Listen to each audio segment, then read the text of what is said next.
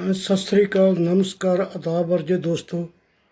Surinder मचाकी live परत विच मैं सुरिंदर मचाकी तुहाडा हार्दिक स्वागत करता हाँ, जी आया कहता हाँ।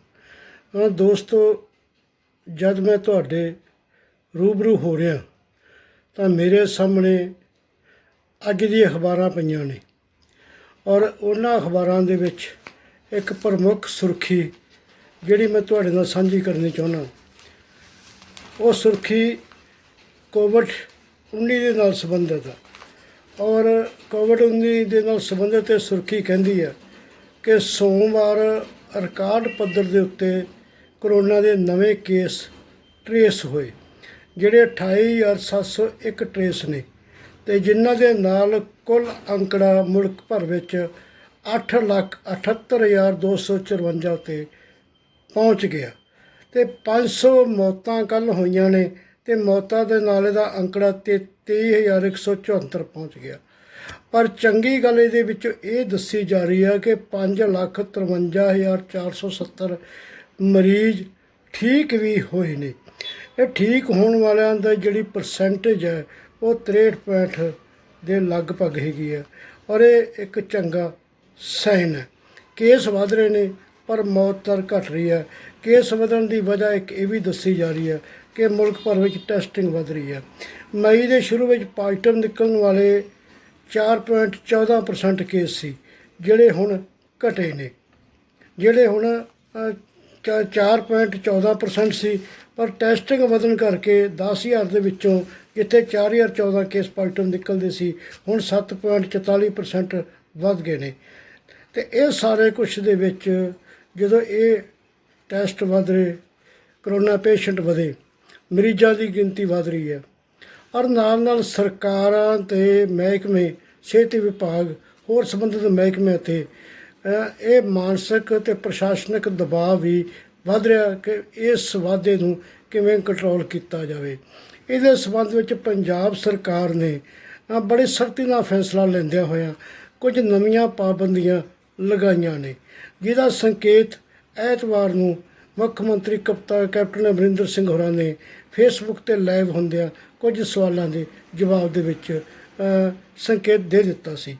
हुण जो नवीं हदायतां हो जारी होईयां ने, पाबंदियां लगियां ने, उन्हां अनुसार जिहड़ा जनतक इकट्ठ ने, जनतक इकट्ठां ते मुकम्मल तौर पर पाबंदी ला दिती है और इहदे विच 5 तो वध जिहड़े व्यक्ति ने जिहड़े दफ़ा 144 के अधीन पहलां ही इस तो वध इकट्ठा ते पाबंदी सी, उन सख्ती नाल लागू करदिआं किसी भी तरह का राजनीतिक पार्टियां जां जथेबंदियां वल्लों जनतक प्रदर्शनां ते मुकम्मल तौर के उत्ते पाबंदी ला दिती गई है।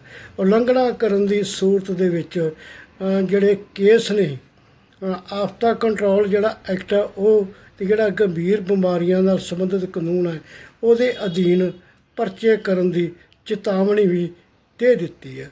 नाल ये कहा कि जिहड़े समाजिक इकट्ठ ने, विआह दे विच 30 तो वध ते मरग दे विच 20 तो वध लोग इकट्ठे नहीं हो सकते। ये जिहड़े जनतक जथेबंदियां दे जिहड़े इकट्ठ ने उन्हां ते पाबंदी ते राजनीतिक पार्टियां दे हर तरह की सरगर्मी ते पाबंदी, ये बड़ा चर्चा का विषय बनया होया। क्या ये गया सरकार वालों, कैप्टन साहब वालों कि मैं पंजाब नूं दिल्ली या महाराष्ट्र नहीं बन देना। संकेत साफ है कि दिल्ली दे विच और महाराष्ट्र दे विच जिस तरह तेज़ी नाल करोना के मरीज़ों च वाधा हो रहा, स्थिति बड़ी भयानक हो रही है और मुख मंत्री ये कहना चाहते हैं कि मैं पंजाब की स्थिति नूं भयानक नहीं होण देना। इस करके उन्होंने जो पहला हदायतां जारी कीतियां सी उन्हां दी सोध करके सख्ती नाल लागू करन दी हदायत की है और ये कहा कि मास्क हर थां ते लागू है। दफ्तरां विच भी हर वर्किंग प्लेस दे विच मास्क लागू है। हुण जिथों तक वर्किंग प्लेस का सवाल है, ये काफ़ी स्थिति क्लीयर नहीं करता ਹੁਣ ਜੇ ਤਾਂ ਇਕੱਲੀ ਗੱਲ ਦਫ਼ਤਰਾਂ ਦੀ ਕਰੀਏ ਤਾਂ ਦਫ਼ਤਰ ਵਰਕਿੰਗ ਪਲੇਸ ਨੇ, ਪਰ ਇਸ ਤੋਂ ਇਲਾਵਾ ਫੈਕਟਰੀਆਂ ਵੀ ਵਰਕਿੰਗ ਪਲੇਸ ਨੇ, ਜਾਂ ਛੋਟੀਆਂ ਦੁਕਾਨਾਂ ਵੱਡੀਆਂ ਦੁਕਾਨਾਂ ਵੀ ਵਰਕਿੰਗ ਪਲੇਸ ਨੇ, ਮਾਲ ਵੀ ਹਾਊਸ ਵੀ ਪਲੇਸ ਨੇ, ਖੇਤਾਂ ਦੇ ਵਿੱਚ ਕੰਮ ਕਰਦੇ ਜਿਹੜੇ ਵਿਅਕਤੀ ਨੇ ਇਸ ਤਰ੍ਹਾਂ ਦਾ ਉਹਨਾਂ ਦੀ ਉਹ ਵਰਕਿੰਗ ਪਲੇਸ ਹੈ।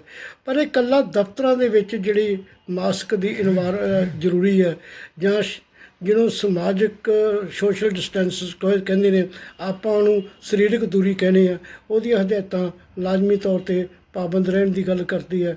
ਪਰ ਫੈਕਟਰੀਆਂ ਅਤੇ ਹੋਰ ਜਿਹੜਿਆਂ ਮੈਂ ਗੱਲ ਕੀਤੀ ਹੈ ਉਹਦੇ ਬਾਰੇ ਕੋਈ ਹਦਾਇਤ ਸਪਸ਼ਟ ਨਹੀਂ। ਦੂਜੀ ਗੱਲ ਜਿਹੜੀ ਮੈਂ ਮਹਿਸੂਸ ਕਰਦਾ ਕਿ ਸਮਾਜਿਕ ਇਕੱਠ ਕੀ ਹੁੰਦੇ ਨੇ, ਸਮਾਜਿਕ ਸੋਸ਼ਲ ਗੈਦਰਿੰਗ ਦੀ ਪਰਿਭਾਸ਼ਾ ਕੀ ਹੈ। ਸਰਕਾਰ ਦੇ ਮੁਤਾਬਕ ਸਮਾਜਿਕ ਇਕੱਠ ਜਾਂ ਸੋਸ਼ਲ ਗੈਦਰਿੰਗ ਦੀ ਪਰਿਭਾਸ਼ਾ ਸਿਰਫ ਅਤੇ ਸਿਰਫ ਵਿਆਹ ਅਤੇ ਮਰਨਿਆਂ ਤੱਕ ਸੀਮਿਤ ਹੈ। ਇਸ ਤੋਂ ਇਲਾਵਾ ਸਮਾਜਿਕ ਇਕੱਠਾਂ ਦੀ ਪ੍ਰਸ਼ਾਸਨਿਕ ਤੌਰ 'ਤੇ ਕੋਈ ਪਰਿਭਾਸ਼ਾ ਨਹੀਂ ਜਾਂ ਕੋਈ ਉਹਨਾਂ ਦੀ ਅਹਿਮੀਅਤ ਨਹੀਂ। ਹਾਲਾਂਕਿ ਸਮਾਜਿਕ ਇਕੱਠਾਂ ਦੇ ਵਿੱਚ ਬਹੁਤ ਸਾਰੀ ਹੋਰ ਪਰਿਭਾਸ਼ਾ ਦੇ ਵਿੱਚ ਸਮਾਜਿਕ ਸਾਡੇ ਕਾਰਜ ਆਉਂਦੇ ਨੇ, ਜਿਨ੍ਹਾਂ ਨੂੰ ਪ੍ਰਸ਼ਾਸਨਿਕ ਨੇ ਕੋਈ ਬਹੁਤੀ ਤਵੱਜੋ ਦੇਣੀ ਜ਼ਰੂਰੀ ਨਹੀਂ ਸਮਝੀ। ਦੂਸਰੀ ਗੱਲ ਜਿਹੜੀ ਜਨਤਕ ਇਕੱਠਾਂ 'ਤੇ ਜਨਤਕ ਸਮਾਰੋਹ ਦੇ ਉੱਤੇ ਜਿਹੜੇ ਰਾਜਨੀਤਿਕ ਪਾਰਟੀਆਂ ਵੱਲੋਂ ਜਾਂ ਜਥੇਬੰਦੀਆਂ ਵੱਲੋਂ ਕੀਤੀ ਜਾਂਦੀ ਪਾਬੰਦੀ ਦੀ ਗੱਲ ਕਰੀਏ ਤਾਂ ਇੱਕ ਸਵਾਲ ਬੜਾ ਅਹਿਮ ਜਿਹਾ ਉਠਾਇਆ ਜਾਂਦਾ ਕਿ ਜਦ ਬੱਸ ਦੇ ਵਿੱਚ 52 ਸਵਾਰੀਆਂ ਬਿਠਾਈਆਂ ਜਾ ਸਕਦੀਆਂ ਨੇ, ਜਿਹੜੀਆਂ ਵੱਖੋ ਵੱਖੋ ਪਿੰਡਾਂ ਵੱਖੋ ਵੱਖੋ ਸ਼ਹਿਰਾਂ ਤੋਂ ਆਈਆਂ ਹੁੰਦੀਆਂ ਨੇ, ਕਿਸੇ ਦੇ ਕਿਸੇ ਨਾਲ ਕੋਈ ਹਿਸਟਰੀ ਦੇ ਸਾਂਝ ਨਹੀਂ, ਕੋਈ ਉਹਨਾਂ ਨਾਲ ਸੰਬੰਧ ਨਹੀਂ, ਉਹ ਬੈਠੀਆਂ ਵੀ ਇਕੱਠੀਆਂ ਇੱਕੋ ਬੱਸ 'ਚ ਹੁੰਦੀਆਂ ਨੇ, ਉੱਥੇ ਸਮਾਜਿਕ ਦੂਰੀ ਰੱਖਣੀ ਵੀ ਬੇਮਨ ਹੈ।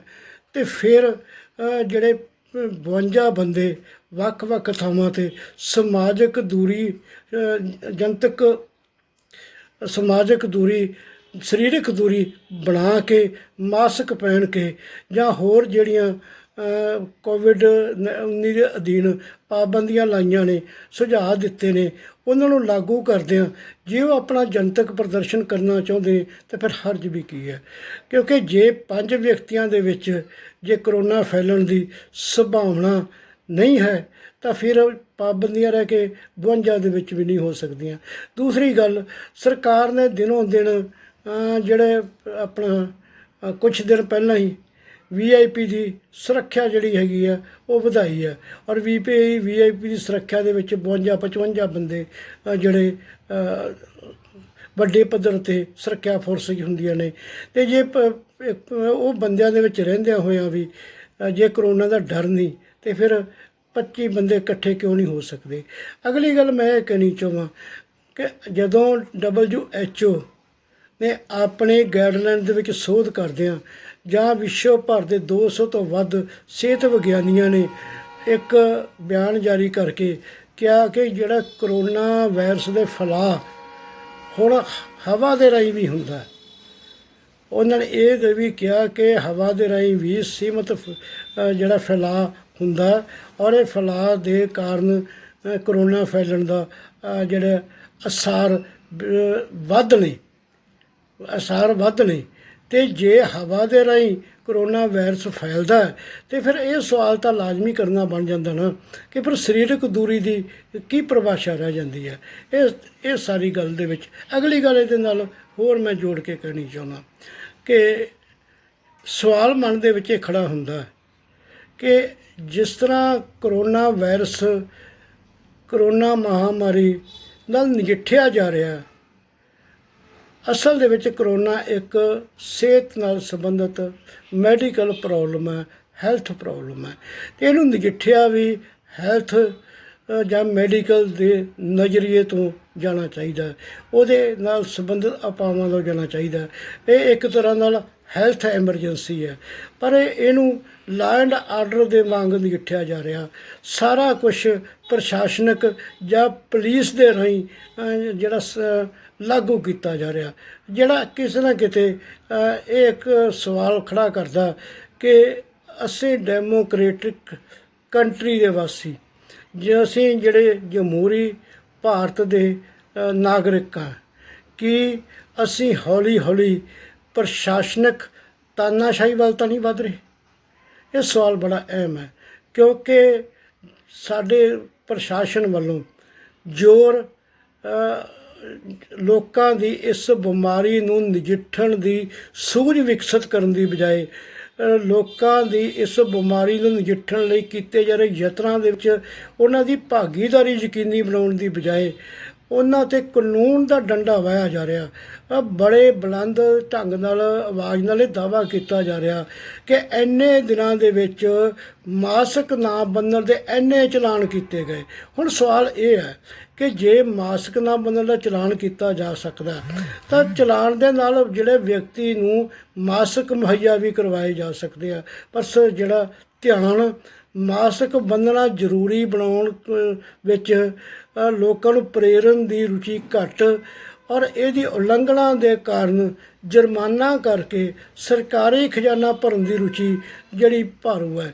ਔਰ ਜਿਹੜਾ ਪੁਲਿਸ ਪ੍ਰਸ਼ਾਸਨ ਹੈ ਉਹਨੂੰ ਉਹਦੀ ਜਿਹੜੀ ਹੋਰ ਕਈ ਸੰਬੰਧਿਤ ਡਿਊਟੀਆਂ ਹੁੰਦੀਆਂ ਨੇ, ਅਮਨ ਕਾਨੂੰਨ ਦੀ ਰਾਖੀ ਕਰਨਾ, ਸ਼ਹਿਰਾਂ ਦੇ ਵਿੱਚ ਹੋਰ ਪ੍ਰਬੰਧ ਕਰਨੇ, ਉਹ ਸਾਰੇ ਤੋਂ ਪਾਸੇ ਜਿਹੜਾ ਉਹਨਾਂ ਨੂੰ ਚਲਾਨ ਕੱਟਣ 'ਤੇ ਲਾਇਆ ਇੱਕ ਬੜਾ ਵੱਡਾ ਸਵਾਲ ਖੜਾ ਕਰਦਾ। ਅਗਲੀ ਗੱਲ ਇਹ ਕਿ ਕੀ ਜਿਹੜੇ ਸਾਡੇ ਮੁਲਕ ਦੇ ਹੁਕਮਰਾਨ ਨੇ ਉਹਨਾਂ ਨੂੰ ਸਲਾਹ ਦੇਣ ਵਾਲੇ ਨੇ, ਸਲਾਹਕਾਰ ਨੇ, ਸਾਡੇ ਪੰਜਾਬ ਦੇ ਵਿੱਚ ਤਾਂ ਸਲਾਹਕਾਰਾਂ ਦੀ ਇੱਕ ਬੜੀ ਵੱਡੀ ਫੌਜ ਕੈਪਟਨ ਅਮਰਿੰਦਰ ਸਿੰਘ ਹੋਰਾਂ ਦੇ ਇਰਦ ਗਿਰਦ ਘੁੰਮ ਰਹੀ ਹੈ। ਔਰ ਇੱਥੇ ਹੀ ਬਸ ਨਹੀਂ, ਸਲਾਹਕਾਰ ਮੰਤਰੀ ਵੀ ਨੇ। ਔਰ ਜੇ ਅਸੀਂ ਮੁਲਕ ਭਰ ਦੇ ਵਿੱਚ ਵੀ ਗੱਲ ਕਰਦੇ ਹਾਂ ਤਾਂ ਜਿਹੜੇ ਸਲਾਹਕਾਰ ਸਲਾਹਾਂ ਦੇ ਰਹੇ ਨੇ ਉਹਨਾਂ ਦੀ ਮਨਸ਼ਾ ਕੀ ਹੈ? ਸਵਾਲ ਇੱਥੇ ਵੀ ਖੜਾ ਹੁੰਦਾ, ਕਿਉਂਕਿ ਲੋਕਡਾਊਨ ਲਾਉਣ ਤੋਂ ਲੈ ਕੇ ਲੋਕਡਾਊਨ ਹਟਾਉਣ ਤੱਕ ਬੜਾ ਕੁਛ ਅਸੀਂ ਜਿਹੜਾ ਪਾਣੀ ਪੁਲਾਂ ਦੇ ਹੇਠੋਂ ਦੀ ਲੰਘਿਆ ਵੇਖਿਆ ਔਰ ਬਹੁਤ ਕੁਛ ਸਾਡੇ ਸਾਹਮਣੇ ਪ੍ਰਸ਼ਾਸਨ ਦਾ ਨਾਕਾਮੀਆਂ ਅਤੇ ਪ੍ਰਸ਼ਾਸਨ ਦੀ ਭਰੋਸੇਯੋਗਤਾ ਅਤੇ ਯੋਗਤਾ ਸਾਡੇ ਸਾਹਮਣੇ ਆਈ। ਸਿਹਤ ਤੰਤਰ ਅਤੇ ਅਰਥਤੰਤਰ ਕਿਵੇਂ ਹਾਲੋ ਬੇਹਾਲ ਹੋਏ ਨੇ ਔਰ ਇਹਦੇ ਵਿੱਚ ਸਿਹਤ ਤੰਤਰ ਨੂੰ ਮਜ਼ਬੂਤ ਕਰਨ ਦੇ ਜੋ ਯਤਨ ਹੋਣੇ ਚਾਹੀਦੇ ਸੀ ਪਹਿਲਾਂ ਨਹੀਂ ਹੋਏ, ਕੋਈ ਗੱਲ ਨਹੀਂ, ਪਰ ਉਸ ਤੋਂ ਬਾਅਦ ਜਿਹੜੇ ਯਤਨ ਹੋਣੇ ਚਾਹੀਦੇ ਸੀ ਉਹ ਕਿਤੇ ਉਵੇਂ ਨਜ਼ਰ ਨਹੀਂ ਆ ਰਹੇ। ਮਸਲਨ ਤੌਰ 'ਤੇ ਹਸਪਤਾਲਾਂ ਦੇ ਵਿੱਚ ਅੱਜ ਵੀ ਹਜ਼ਾਰਾਂ ਨਹੀਂ ਲੱਖਾਂ ਜਿਹੜੀਆਂ ਅਸਾਮੀਆਂ ਡਾਕਟਰਾਂ ਦੀਆਂ ਖਾਲੀ ਪਈਆਂ ਨੇ, ਨਰਸਿੰਗ ਦੀ ਖਾਲੀ ਪਈਆਂ ਨੇ, ਫਾਰਮਾਸਿਸਟ ਹੋਰ ਪੈਰਾਮੈਡੀਕਲ ਸਟਾਫ ਦੀਆਂ ਖਾਲੀ ਪਈਆਂ ਨੇ। ਵੈਂਟੀਲੇਟਰ, ਐਂਬੂ ਬੈਗ, ਆਕਸੀਜਨ ਸਿਲੰਡਰ ਸਮੇਤ ਬਹੁਤ ਸਾਰੇ ਜਿਹੜੇ ਜ਼ਰੂਰੀ ਇਕਵਿਪਮੈਂਟ ਨੇ ਉਹ ਵੀ ਹਸਪਤਾਲਾਂ ਵਿੱਚ ਮੌਜੂਦ ਨਹੀਂ। ਸਧਾਰਨ ਤੋਂ ਸਧਾਰਨ ਮੈਡੀਸਨ ਦੀ ਵੀ ਘਾਟ ਹੈ ਅਤੇ ਸੈਨੀਟੇਸ਼ਨ ਸਮੇਤ ਹੋਰ ਸਾਰੀਆਂ ਸਹੂਲਤਾਂ ਦੀ ਵੀ ਬੜੀ ਘਾਟ ਹੈ ਜਿਹਨੂੰ ਪੂਰਾ ਕੀਤਾ ਜਾਣਾ ਬਣਦਾ ਸੀ, ਪਰ ਧਿਆਨ ਉੱਧਰ ਨਹੀਂ। ਹਾਂ, PM ਕੇਅਰ ਫੰਡ ਦੇ ਵਿੱਚੋਂ ਕੁਛ ਵੈਂਟੀਲੇਟਰ ਖਰੀਦ ਕੇ ਦਿੱਤੇ ਗਏ, ਪਰ ਉਹ ਵੈਂਟੀਲੇਟਰਾਂ ਦੀ ਕੁਆਲਿਟੀ ਸੰਬੰਧੀ ਵੀ ਬੜੇ ਸ਼ੰਕੇ ਸ਼ੁਰੂ ਹੋਏ ਔਰ ਅੱਜ ਉਹ ਵੈਂਟੀਲੇਟਰਾਂ ਦੀ ਕੁਆਲਿਟੀ, ਭਰੋਸੇਯੋਗਤਾ ਸਾਰਾ ਕੁਛ ਸ਼ੱਕ ਦੇ ਦਾਇਰੇ ਦੇ ਵਿੱਚ ਹੈ। ਇਹ ਸਾਰਾ ਕੁਛ ਕਰਨ ਦੀ ਬਜਾਏ ਮੁਲਕ ਦੇ ਵਿੱਚ ਹੋ ਕੀ ਰਿਹਾ, ਕੀ ਹੋ ਰਿਹਾ? ਹੋ ਇਹ ਰਿਹਾ ਕਿ ਕਾਨੂੰਨ ਦੇ ਡੰਡੇ ਨਾਲ ਲੋਕਾਂ ਨੂੰ ਘਰਾਂ ਅੰਦਰ ਬੰਦ ਕੀਤਾ ਜਾਵੇ, ਲੋਕਾਂ ਦੀ ਮੂਵਮੈਂਟ 'ਤੇ ਰੋਕ ਲਾਈ ਜਾਵੇ, ਇਹ ਹੋ ਰਿਹਾ।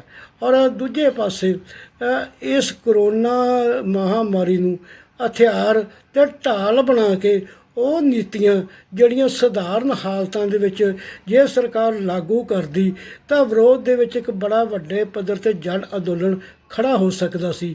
ਕਰੋਨਾ ਕਾਲ ਨੂੰ ਇੱਕ ਮੁਫੀਦ ਸਮਾਂ ਸਮਝ ਕੇ ਉਹ ਨੀਤੀਆਂ ਲਾਗੂ ਕੀਤੀਆਂ ਜਾ ਰਹੀਆਂ ਨੇ। ਮਜ਼ਦੂਰਾਂ ਦੇ ਸੰਬੰਧੀ ਕਾਨੂੰਨਾਂ 'ਚ ਸੋਧ ਕੀਤੀ ਗਈ, ਉਹਨਾਂ ਦੇ ਕੰਮ ਘੰਟੇ ਵਧਾਏ ਗਏ, ਹੋਰ ਬੜਾ ਕੁਛ ਹੋਇਆ। ਸਰਕਾਰੀ ਮੁਲਾਜ਼ਮਾਂ ਦੇ ਮਸਲੇ ਹੱਲ ਕਰਨ ਦੀ ਬਜਾਏ ਉਹਨਾਂ ਨੂੰ ਲਟਕਾਇਆ ਗਿਆ, DA ਦੀਆਂ ਕਿਸ਼ਤਾਂ ਜਾਮ ਕੀਤੀਆਂ ਗਈਆਂ, DA ਦੇ ਬਕਾਏ ਰੋਕੇ ਗਏ। ਔਰ ਇਹ ਸਾਰੇ ਕੁਛ ਦੇ ਨਾਲ ਹੀ ਜੇ ਅਸੀਂ ਕਿਸਾਨੀ ਦੀ ਗੱਲ ਕਰੀਏ ਉਹਨਾਂ ਸੰਬੰਧੀ ਵੀ 3 ਖੇਤੀਬਾੜੀ ਐਕਟ ਆਏ, ਆਰਡੀਨੈਂਸ ਆਏ, ਜਿਨ੍ਹਾਂ ਨੇ ਰੋਸ ਵੱਡੇ ਪੱਧਰ 'ਤੇ ਉਹਨਾਂ 'ਚ ਪੈਦਾ ਕੀਤਾ। ਬਿਜਲੀ ਸੋਧ ਬਿੱਲ 2020 ਵੀ ਆਇਆ ਜਿਹਦੇ ਵਿਰੁੱਧ ਬੜੀ ਜਨ ਚੇਤਨਾ ਹੈ। ਬਹੁਤ ਸਾਰੇ ਹੋਰ ਮਸਲੇ ਨੇ ਜਿਨ੍ਹਾਂ ਨੂੰ ਲੈ ਕੇ ਲੋਕਾਂ ਦੇ ਵਿੱਚ ਵਿਆਪਕ ਪੱਧਰ 'ਤੇ ਸਰਕਾਰ ਵਿਰੁੱਧ ਰੋਸ ਲਗਾਤਾਰ ਨਿਰੰਤਰ ਜਿਹੜਾ ਵੱਧ ਰਿਹਾ, ਤੇਜ਼ ਹੋ ਰਿਹਾ ਔਰ ਲੋਕ ਕਰੋਨਾ ਕਾਲ ਦੇ ਤਾਂ ਜੋਖਮ ਲੈ ਕੇ ਵੀ ਰੋਸ ਦੇ ਵਿਰੋਧ ਦੇ ਰਾਹ ਪੈ ਰਹੇ ਨੇ, ਧਰਨੇ ਪ੍ਰਦਰਸ਼ਨ ਕਰ ਰਹੇ ਨੇ, ਧਰਨੇ ਪ੍ਰਦਰਸ਼ਨ ਵੱਧ ਰਹੇ ਨੇ। ਪਰ ਇਸ ਕਰੋਨਾ ਕਾਲ ਨੂੰ ਢਾਲ ਬਣਾ ਕੇ ਸਰਕਾਰਾਂ ਕੀ ਕਰ ਰਹੀਆਂ ਨੇ? ਚਾਹੀਦਾ ਤਾਂ ਇਹ ਹੈ ਕਿ ਇਸ ਮਹਾਂ ਬਿਮਾਰੀ ਨਾਲ ਨਜਿੱਠਣ ਲਈ ਕਿਸਾਨ ਜਥੇਬੰਦੀਆਂ, ਮੁਲਾਜ਼ਮ ਜਥੇਬੰਦੀਆਂ, ਨੌਜਵਾਨ, ਵਿਦਿਆਰਥੀ, ਪੰਚਾਇਤਾਂ ਅਤੇ ਹੋਰ ਜਿਹੜੀਆਂ ਸਾਡੀਆਂ ਸਮਾਜ ਸੇਵੀ ਜਥੇਬੰਦੀਆਂ, ਉਹਨਾਂ ਨੂੰ ਭਰੋਸੇ 'ਚ ਲੈ ਕੇ ਉਹਨਾਂ ਨਾਲ ਡਾਇਲੋਗ ਕਰਕੇ ਸੰਭਵ ਸ਼ਿਕਾਇਤਾਂ, ਮੁਸ਼ਕਲਾਂ ਉਹਨਾਂ ਦੀਆਂ ਦੂਰ ਕਰਕੇ ਉਹਨਾਂ ਦੀ ਸ਼ਮੂਲੀਅਤ ਕਰਾਈ ਜਾਵੇ, ਜਨ ਚੇਤਨਾ ਪੈਦਾ ਕੀਤੀ ਜਾਵੇ। ਜਨ ਚੇਤਨਾ ਪੈਦਾ ਕਰਕੇ ਇਸ ਬਿਮਾਰੀ ਦੇ ਪ੍ਰਤੀ ਚੇਤਨਾ ਵੱਡੇ ਪੱਧਰ 'ਤੇ ਉਸਾਰੀ ਜਾਵੇ।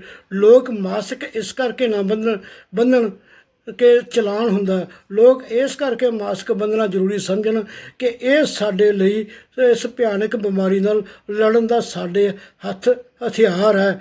ਔਰ ਇਸ ਹਥਿਆਰ ਦੀ ਵਰਤੋਂ ਅਸੀਂ ਸਰਕਾਰ ਦੇ ਹਿੱਤ ਵਿੱਚ ਨਹੀਂ, ਚਲਾਨ ਤੋਂ ਬਚਣ ਲਈ ਨਹੀਂ, ਸਗੋਂ ਅਸੀਂ ਆਪਣੇ ਆਪ ਨੂੰ, ਆਪਣੇ ਪਰਿਵਾਰ ਨੂੰ ਸੁਰੱਖਿਅਤ ਕਰਨ ਵਾਸਤੇ ਕਰਨੀ ਹੈ।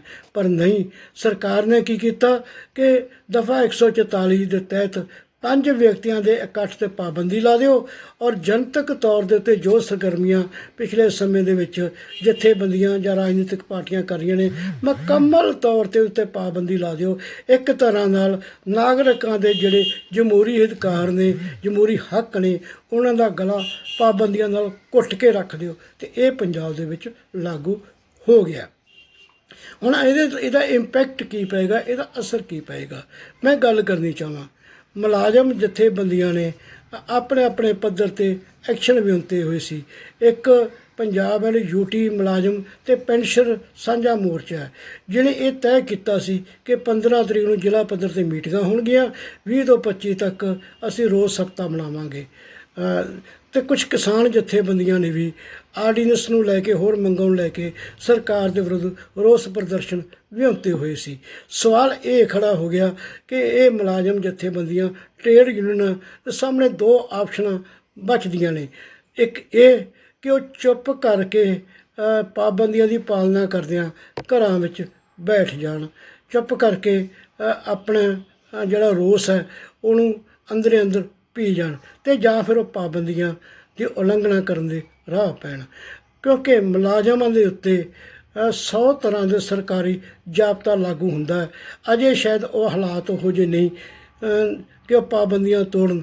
ਮੈਨੂੰ ਇਸ ਗੱਲ ਦੀ ਸੰਭਾਵਨਾ ਵਧੇਰੇ ਲੱਗਦੀ ਹੈ ਕਿ ਮੁਲਾਜ਼ਮ ਜਥੇਬੰਦੀਆਂ ਕੁਝ ਹੋਰ ਤੌਰ ਤਰੀਕਾ ਵੀ ਅਪਣਾ ਸਕਦੇ ਨੇ ਆਪਣੇ ਰੋਸ ਪ੍ਰਗਟਾਵੇ ਦਾ। ਫਿਲਹਾਲ ਮੇਰੇ ਸਾਹਮਣੇ ਇੱਕ ਵਟਸਐਪ ਗਰੁੱਪ ਦੇ ਵਿੱਚ ਜਿਹੜੇ ਸਾਂਝੇ ਮੋਰਚੇ ਦੇ ਇੱਕ ਕਨਵੀਨਰ ਕਰਮ ਸਿੰਘ ਧੰਨੋਆ ਦੀ ਹੱਥ ਲਿਖਤ ਸਟੇਟਮੈਂਟ ਪਈ ਹੈ, ਜਿਹਦੇ ਵਿੱਚ ਉਹਨਾਂ ਨੇ ਇਹ ਸੂਚਨਾ ਦਿੱਤੀ ਹੈ ਕਿ ਜੋ ਪਾਬੰਦੀਆਂ ਲੱਗੀਆਂ ਨੇ, ਉਹ ਪਾਬੰਦੀਆਂ ਦੇ ਕਾਰਨ ਜਿਹੜੇ ਸਾਂਝਾ ਮੋਰਚਾ ਵੱਲੋਂ ਐਕਸ਼ਨ ਵਿਉਂਤੇ ਸੀ, ਉਹ ਸਾਰੇ ਮੁਲਤਵੀ ਕਰ ਦਿੱਤੇ ਨੇ। ਪਰ ਦੂਜੇ ਪਾਸੇ ਕਿਸਾਨ ਮਜ਼ਦੂਰ ਸੰਘਰਸ਼ ਕਮੇਟੀ ਦੀ ਇੱਕ ਸੂਚਨਾ ਵੀ ਅੱਜ, ਉਹਨਾਂ ਦੀ ਖਬਰ ਵੀ ਅੱਜ ਜਿਹੜੀ ਸੋਸ਼ਲ ਮੀਡੀਆ 'ਤੇ ਆਈ ਹੈ, ਜਿਹਦੇ ਵਿੱਚ ਉਹਨਾਂ ਨੇ ਦਾਅਵਾ ਕੀਤਾ ਔਰ ਕਿਹਾ ਕਿ ਸਰਕਾਰ ਦੀ ਮਨਸ਼ਾ ਕਰੋਨਾ ਨਾਲ ਨਜਿੱਠਣ ਦੀ ਬਜਾਏ, ਸਰਕਾਰ ਦੀ ਮਨਸ਼ਾ ਜਿਹੜੀਆਂ ਸਰਕਾਰ ਦੀਆਂ ਗਲਤ ਨੀਤੀਆਂ ਕਰਕੇ ਸੰਘਰਸ਼ ਕਰ ਰਹੇ ਲੋਕ ਨੇ, ਉਹਨਾਂ ਦੇ ਸੰਘਰਸ਼ਾਂ ਨੂੰ ਨਜਿੱਠਣ ਦੇ ਵਿੱਚ ਵਧੇਰੇ ਹੈ, ਜਿਸ ਕਰਕੇ ਉਹਨਾਂ ਦੇ ਸੰਘਰਸ਼ਾਂ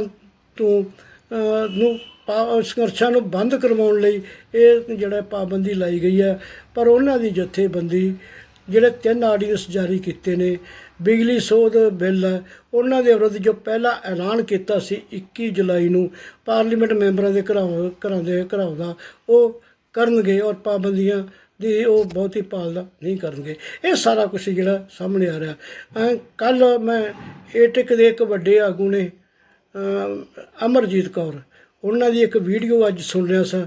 ਵੀਡੀਓ ਵਿੱਚ ਵੀ ਅਮਰਜੀਤ ਕੌਰ ਹੋਰਾਂ ਨੇ ਪੰਜਾਬ ਸਰਕਾਰ ਦੇ ਇਹਨਾਂ ਪਾਬੰਦੀਆਂ ਦੇ ਉੱਤੇ ਬਹੁਤ ਗੰਭੀਰ ਸਵਾਲ ਖੜ੍ਹੇ ਕੀਤੇ ਨੇ ਔਰ ਉਹਨਾਂ ਨੇ ਸਾਫ਼ ਤੌਰ 'ਤੇ ਕਿਹਾ ਕਿ ਸਰਕਾਰ ਦੀ ਜਿਹੜੀ ਮਨਸ਼ਾ ਹੈਗੀ ਆ, ਉਹ ਕਰੋਨਾ ਬਿਮਾਰੀ ਦਾ ਨਜਿੱਠਣ ਲਈ ਘੱਟ ਦਿਲਚਸਪੀ ਰੱਖਦੀ ਹੈ, ਪਰ ਲੋਕਾਂ ਦੇ ਰੋਸ ਨਾਲ ਨਜਿੱਠਣ ਵਿੱਚ ਵਧੇਰੇ ਦਿਲਚਸਪੀ ਰੱਖਦੀ ਹੈ।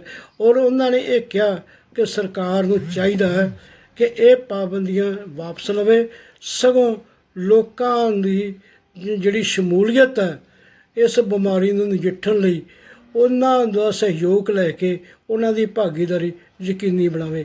ਫਿਲਹਾਲ ਮਸਲੇ ਬੜੇ ਵੱਡੇ ਨੇ ਅਤੇ ਆਉਣ ਵਾਲੇ ਸਮੇਂ ਦੇ ਵਿੱਚ ਸਥਿਤੀਆਂ ਬੜੀਆਂ ਹੋਰ ਗੰਭੀਰ ਰੂਪ ਅਖਤਿਆਰ ਲੈ ਸਕਦੀਆਂ ਨੇ। ਜਿਵੇਂ ਲਗਾਤਾਰ ਜਿਹੜੇ ਕਰੋਨਾ ਦੇ ਮਰੀਜ਼ ਨੇ ਉਹਨਾਂ ਦੇ ਵਿੱਚ ਵਾਧੇ ਦੀ ਦਰ ਹੁਣ 30,000 ਤੱਕ ਵੀ ਪਹੁੰਚਦੀ ਜਾ ਰਹੀ ਹੈ, ਔਰ ਜਿਹੜੇ ਲੱਖ ਮਰੀਜ਼ ਆਉਣ ਦੇ ਵਿੱਚ ਹਫ਼ਤੇ ਲੱਗਦੇ ਸੀ ਉਹ ਦਿਨਾਂ ਦੇ ਵਿੱਚ ਹੀ ਮਰੀਜ਼ਾਂ ਦੀ ਗਿਣਤੀ ਲੱਖਾਂ ਤੱਕ ਪਹੁੰਚ ਰਹੀ ਹੈ। ਇੱਕ ਬੜਾ ਵੱਡਾ ਗੰਭੀਰ ਮਸਲਾ ਹੈ।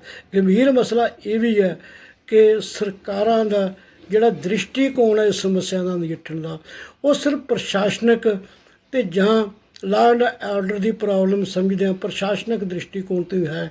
ਹੈਲਥ ਐਮਰਜੈਂਸੀ ਨੂੰ ਲੋਕਾਂ ਨੂੰ ਸੁਚੇਤ ਕਰਕੇ ਲੋਕਾਂ ਦੇ ਮਨਾਂ ਦੇ ਵਿੱਚ ਕਰੋਨਾ ਦਾ ਡਰ ਨਹੀਂ, ਚੇਤਨਾ ਪੈਦਾ ਕਰਨ ਦਾ ਨਹੀਂ, ਡਰ ਪੈਦਾ ਕਰਨ ਦਾ। ਔਰ ਇਹਨਾਂ ਹਾਲਤਾਂ ਦੇ ਵਿੱਚ ਹੁਣ ਸਰਕਾਰ ਅਤੇ ਲੋਕਾਂ ਦੇ ਵਿੱਚ ਜਿਹੜਾ ਇੱਕ ਰਾਬਤਾ ਬਣਨਾ ਚਾਹੀਦਾ ਸੀ ਉਹ ਨਹੀਂ ਬਣ ਰਿਹਾ, ਸਗੋਂ ਦੂਰੀ ਵੱਧ ਰਹੀ ਹੈ। ਔਰ ਇੱਕ ਹੋਰ ਫੈਸਲਾ ਜਿਹੜਾ ਮੈਂ ਤੁਹਾਨੂੰ ਪਹਿਲਾਂ ਦੱਸਣਾ ਮੇਰੇ ਦਿਮਾਗ 'ਚੋਂ ਸਕਿਪ ਕਰ ਗਿਆ, ਉਹ ਇਹ ਕਿ ਸਰਕਾਰ ਨੇ ਐਲਾਨ ਕੀਤਾ ਹੈ ਕਿ ਦਫ਼ਤਰਾਂ ਦੇ ਵਿੱਚ ਜਿਹੜੀ ਪਬਲਿਕ ਡੀਲਿੰਗ ਹੈ ਉਹ ਘਟਾਈ ਜਾਵੇ। ਸੈਕਟਰੀਏਟ ਚੰਡੀਗੜ੍ਹ ਦੇ ਵਿੱਚ ਮੁਕੰਮਲ ਤੌਰ 'ਤੇ ਪਬਲਿਕ ਡੀਲਿੰਗ 'ਤੇ ਪਾਬੰਦੀ ਲਾ ਦਿੱਤੀ ਹੈ। ਲੁਧਿਆਣੇ ਸਮੇਤ ਕੁਝ ਜ਼ਿਲ੍ਹਿਆਂ ਦੇ ਡਿਪਟੀ ਕਮਿਸ਼ਨਰ ਵੱਲੋਂ ਵੀ ਇਹ ਐਲਾਨ ਕੀਤਾ ਗਿਆ, ਔਰ ਕਈ ਜਿਹੜੇ ਜ਼ਿਲ੍ਹਿਆਂ ਦੀ ਸਬਜ਼ੀ ਮੰਡੀਆਂ ਦੇ ਵੀ 4 ਜਾਂ 5 ਦਿਨਾਂ ਲਈ ਬੰਦ ਕਰ ਦਿੱਤੀਆਂ। ਇਹਦਾ ਅਸਰ ਕੀ ਹੋਏਗਾ? ਲੋਕਾਂ ਦੇ ਜਿਹੜੇ ਕੰਮ ਕਾਜ ਨੇ ਉਹ ਹੋਰ ਦਫ਼ਤਰਾਂ 'ਚ ਲਟਕਣਗੇ। ਸਰਕਾਰਾਂ ਅਤੇ ਪ੍ਰਤੀ ਲੋਕਾਂ 'ਚ ਹੋਰ ਨਾਰਾਜ਼ਗੀ ਵਧੇਗੀ। ਹਾਂ, ਜੇ ਇਸ ਗੱਲ ਦਾ ਪ੍ਰਬੰਧ ਕਰ ਲਏ ਗਏ ਨੇ ਕਿ ਲੋਕਾਂ ਨੂੰ ਆਪਣੇ ਕੰਮ ਕਾਜ ਲਈ ਦਫ਼ਤਰਾਂ 'ਚ ਚੱਕਰ ਨਾ ਮਾਰਨੇ ਪੈਣ, ਲੋਕਾਂ ਦੇ ਕੰਮ ਕਾਜ ਦੀ ਜਿਹੜੀ ਡਿਲੀਵਰੀ ਹੈ ਉਹਨਾਂ ਦੇ ਘਰਾਂ 'ਚ ਬੈਠੇ ਹੋਵੇ, ਤਾਂ ਫਿਰ ਸਵਾਗਤਯੋਗ ਵੀ ਹੋ ਸਕਦਾ। ਪਰ ਮੈਨੂੰ ਲੱਗ ਰਿਹਾ ਕਿ ਇੰਝ ਨਹੀਂ ਹੋਏਗਾ, ਸਗੋਂ ਲੋਕਾਂ ਦੀਆਂ ਦੁੱਖ ਤਕਲੀਫਾਂ ਵਧਣਗੀਆਂ, ਉਹਨਾਂ ਦੇ ਕੰਮ ਕਾਜ ਲਟਕਣਗੇ। ਮਸਲਨ ਤੌਰ 'ਤੇ ਬਹੁਤ ਸਾਰੇ ਉਹ ਜਿਹੇ ਲੋਕ ਨੇ ਜਿਨ੍ਹਾਂ ਨੇ ਬਾਹਰਲੇ ਮੁਲਕਾਂ ਨੂੰ ਜਾਣਾ, ਉਹਨਾਂ ਦੇ ਵੀਜ਼ੇ ਅਪਲਾਈ ਕੀਤੇ ਨੇ, ਉਹਦੇ ਸੰਬੰਧੀ ਜ਼ਰੂਰੀ ਦਸਤਾਵੇਜ਼ ਨੇ, ਉਹ ਦਸਤਾਵੇਜ਼ ਦੀ ਤਿਆਰੀ ਲਟਕ ਸਕਦੀ ਹੈ। ਹੋਰ ਬਥੇਰੇ ਕੰਮ ਇਹੋ ਜਿਹੇ ਲਟਕਣਗੇ। ਔਰ ਦਫ਼ਤਰਾਂ 'ਚ ਮੁਕੰਮਲ ਪਾਬੰਦੀ ਦਾ ਮਤਲਬ ਹੈ ਕਿ ਲੋਕਾਂ ਦੇ ਅਤੇ ਪ੍ਰਸ਼ਾਸਨ ਦੇ ਵਿਚਕਾਰ ਜਿਹੜੇ ਪਹਿਲਾਂ ਹੀ ਸੁਖਾਵੇਂ ਸੰਬੰਧ ਨਹੀਂ ਹੋਰ ਅਣਸੁਖਾਵੇਂ ਹੋ ਜਾਣ, ਅਤੇ ਫਿਰ ਹਾਲਾਤ ਕਿੱਧਰ ਨੂੰ ਜਾਣਗੇ। ਇਹ ਸ਼ਾਇਦ ਕੈਪਟਨ ਰਮਿੰਦਰ ਸਿੰਘ ਹੋਰਾਂ ਦੇ ਸਲਾਹਕਾਰ ਨੂੰ ਤਾਂ ਵੱਧ ਪਤਾ ਹੋਏਗਾ, ਪਰ ਅਜੇ ਤੱਕ ਇਹਦੇ ਬਾਰੇ ਅੰਦਾਜ਼ੇ ਲਾਉਣੇ ਕਾਫੀ ਮੁਸ਼ਕਿਲ ਨੇ। ਅਤੇ ਇਹ ਸਾਰੀ ਸਥਿਤੀ ਦੇ ਵਿੱਚ ਜਿੱਥੇ ਚੁਣੌਤੀਆਂ ਕਾਫੀ ਵੱਧ ਰਹੀਆਂ ਨੇ, ਖਾਸ ਕਰਕੇ ਜਿਹੜੇ ਸੰਘਰਸ਼ਸ਼ੀਲ ਧਿਰਾਂ ਨੇ, ਮੁਲਾਜ਼ਮ ਨੇ, ਟ੍ਰੇਡ ਯੂਨੀਅਨ ਨੇ, ਉਹਨਾਂ ਵਾਸਤੇ ਵੀ ਚੁਣੌਤੀਆਂ ਵਧੀਆਂ ਨੇ ਕਿ ਉਹ ਆਪਣੇ ਲੋਕਾਂ ਦੀਆਂ, ਆਪਣੇ ਵਰਗ ਦੀਆਂ ਮੁਸ਼ਕਲਾਂ ਅਤੇ ਸਰਕਾਰ ਦੇ ਜਿਹੜੇ ਕੀਤੇ ਜਾ ਰਹੇ ਵਾਰ ਨੇ ਉਹਨਾਂ ਪ੍ਰਤੀ ਜਿਹੜੇ ਮਜ਼ਦੂਰਾਂ ਮੁਲਾਜ਼ਮਾਂ 'ਚ ਗੁੱਸਾ ਵੱਧ ਰਿਹਾ, ਉਸ ਗੁੱਸੇ ਨੂੰ ਕਿਵੇਂ ਉਹ ਵਰਤਣ। ਕਿ ਕਰੋਨਾ ਕਾਲ ਦੀਆਂ ਪਾਬੰਦੀਆਂ ਦੇ ਘੇਰੇ ਵਿੱਚ ਰਹਿ ਕੇ ਵੀ ਜਿਹੜੇ ਆਪਣੇ ਰੋਸ ਵਿਖਾਵੇ ਕੀਤੇ ਜਾ ਸਕਦੇ ਨੇ, ਅਤੇ ਜੋ ਕੀਤੇ ਜਾ ਸਕਦੇ ਨੇ ਅਤੇ ਫਿਰ ਉਹਨਾਂ ਦਾ ਤੌਰ ਤਰੀਕਾ ਕੀ ਹੋਵੇ, ਇਹ ਆਉਣ ਵਾਲੇ ਦਿਨਾਂ ਦੇ ਵਿੱਚ ਸਾਹਮਣੇ ਆਵੇਗਾ। ਫਿਲਹਾਲ ਜਿਹੜੀ ਸਥਿਤੀ ਹੈ ਉਹ ਸੱਚਮੁੱਚ ਬੜੀ ਗੰਭੀਰ ਹੁੰਦੀ ਜਾ ਰਹੀ ਹੈ, ਅਤੇ ਚਿੰਤਾ ਇਸ ਗੱਲ ਦੀ ਵਧੇਰੇ ਹੈ ਕਿ ਇਸ ਸਥਿਤੀ ਨਾਲ ਨਜਿੱਠਣ ਲਈ ਜੋ ਸੰਜੀਦਾ ਯਤਨ ਲੋਕਾਂ ਦੀ ਸ਼ਮੂਲੀਅਤ ਕਰਵਾ ਕੇ ਸਰਕਾਰਾਂ ਵੱਲੋਂ ਕਰਨੇ ਚਾਹੀਦੇ ਹੈ ਉਹ ਨਹੀਂ ਕੀਤੇ ਜਾ ਰਹੇ। ਸਿਹਤ ਤੰਤਰ ਅਤੇ ਹੋਰ ਜਿਹੜੀ ਜ਼ਰੂਰੀ ਇਹਦੇ ਨਾਲ ਬਣਦੀਆਂ ਸੇਵਾਵਾਂ ਨੇ ਜਿਨ੍ਹਾਂ ਨੂੰ ਮਜ਼ਬੂਤ ਕਰਕੇ ਲੋਕਾਂ ਦੇ ਵਿੱਚ ਚੇਤਨਾ ਪੈਦਾ ਕਰਨੀ, ਲੋਕਾਂ ਦੇ ਵਿੱਚ ਜਿਹੜਾ ਹੈਗਾ ਸਵੇ ਭਰੋਸਾ ਕਾਇਮ ਕਰਨਾ ਬਿਮਾਰੀ ਨਾਲ ਨਜਿੱਠਣ ਵਾਸਤੇ, ਅਤੇ ਸਿਹਤ ਸੇਵਾਵਾਂ ਨੂੰ ਮਜ਼ਬੂਤ ਕਰਨਾ, ਅਜੇ ਇਹੋ ਜਿਹੇ ਹੋਰ ਜਿਹੜੇ ਬਹੁਤ ਵੱਡੇ ਕਦਮ ਸਰਕਾਰ ਲਈ ਚੁੱਕਣੇ ਬਣਦੇ ਆ। ਉਮੀਦ ਕਰਨੀ ਬਣਦੀ ਹੈ ਕਿ ਸ਼ਾਇਦ ਸਰਕਾਰ ਇਸ ਪਾਸੇ ਵੀ ਧਿਆਨ ਦੇਵੇ, ਕਿਉਂਕਿ ਲੋਕਾਂ ਦੀ ਸਿਹਤ ਦਾ ਸਵਾਲ ਹੈ, ਅਤੇ ਲੋਕਾਂ ਦੀ ਸਿਹਤ ਹੈ, ਲੋਕ ਨੇ ਤਾਂ ਫਿਰ ਸਰਕਾਰਾਂ ਚੱਲਣਗੀਆਂ, ਨਹੀਂ ਫਿਰ ਜੇ ਲੋਕ ਨਹੀਂ ਤਾਂ ਫਿਰ ਸਰਕਾਰਾਂ ਦੀ ਲੋੜ ਵੀ ਕੀ ਹੈ, ਇਹ ਵੀ ਇੱਕ ਬੜਾ ਵੱਡਾ ਸਵਾਲ ਹੈ। ਪਰ ਸਵਾਲ ਇਹ ਵੀ ਹੈ ਕਿ ਸਰਕਾਰਾਂ ਨੂੰ ਇਹ ਸਲਾਹ ਕੌਣ ਦੇਵੇ ਕਿ ਇਸ ਹੈਲਥ ਜਿਹੜੀ ਪ੍ਰੋਬਲਮ ਹੈ ਇਹਦੇ ਨਾਲ ਨਜਿੱਠਣ ਲਈ ਜਿਹੜੇ ਜਿਹੜੇ ਆਪਣਾ ਪੁਲਿਸ ਤੰਤਰ ਜਾਂ ਪ੍ਰਸ਼ਾਸਨਿਕ ਜਿਹੜੇ ਹੈਗੇ ਆ ਐਮਰਜੈਂਸੀ ਵਰਗੇ ਹਾਲਾਤ ਨਹੀਂ ਪੈਦਾ ਕਰਨ ਦੀ ਲੋੜ ਇਸ ਗੱਲ ਦੀ ਹੈ ਕਿ ਜਿਹੜੀ ਹੈਲਥ ਐਮਰਜੈਂਸੀ ਨੂੰ ਇਸ ਢੰਗ ਨਾਲ ਹੀ ਨਜਿੱਠਿਆ ਜਾਵੇ ਕਿ ਲੋਕਾਂ ਦਾ ਵਿਸ਼ਵਾਸ ਸਰਕਾਰ 'ਚ ਵੀ ਵਧੇ, ਲੋਕਾਂ ਦਾ ਵਿਸ਼ਵਾਸ ਆਪਣੇ ਆਪ 'ਚ ਵੀ ਵਧੇ ਕਿ ਉਹ ਇਸ ਬਿਮਾਰੀ ਨੂੰ ਨਜਿੱਠ ਸਕਦੇ ਨੇ ਔਰ ਇਹਦੇ ਵਿੱਚ ਉਹਨਾਂ ਦੀ ਆਪਣੀ ਭੂਮਿਕਾ ਵੀ ਕੋਈ ਹੈ। ਇਹ ਵਿਸ਼ਵਾਸ ਲੋਕਾਂ ਵਿੱਚ ਜਗਾਉਣਾ ਜ਼ਰੂਰੀ ਹੈ। ਫਿਲਹਾਲ ਤੁਹਾਡੇ ਤੋਂ ਮੈਂ ਇਜਾਜ਼ਤ ਚਾਹੁੰਦਾ। ਧੰਨਵਾਦ। ਫਿਰ ਕਿਸੇ ਹੋਰ ਮੁੱਦੇ ਨੂੰ ਲੈ ਕੇ ਤੁਹਾਡੇ ਰੂਬਰੂ ਹੋਵਾਂਗਾ। ਇਜਾਜ਼ਤ ਦਿਓ।